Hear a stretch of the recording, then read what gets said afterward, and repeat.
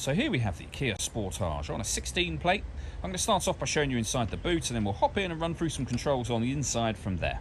As we approach the back of the car, you can see we have reversing sensors, plenty of boot space as well, along with that 60/40 split folding rear seat should you wish to increase this space even further.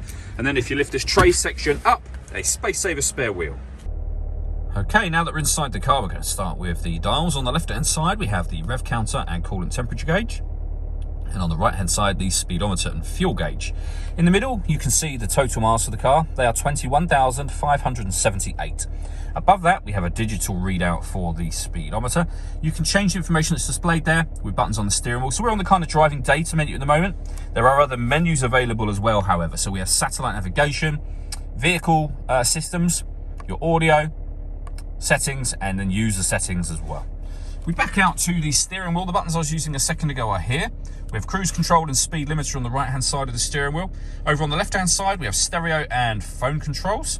The phone controls can only be used after such time as you pair the phone up to the car, which is done over on the touchscreen in the center just here. So there are a few buttons below it. For example, phone. You'd press the phone button and then add new. We're not going to do that. We're going to cancel that at the moment.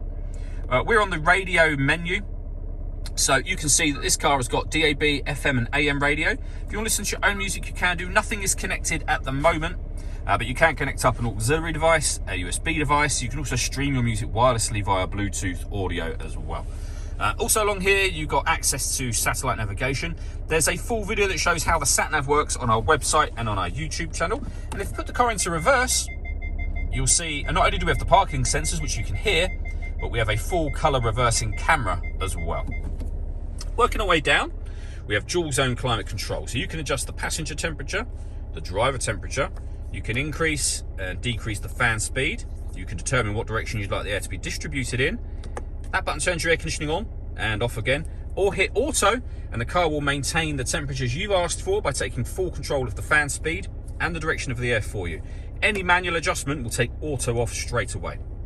In terms of actually knowing what temperature you set, as you make any adjustment here, it will show along the top of the screen there momentarily.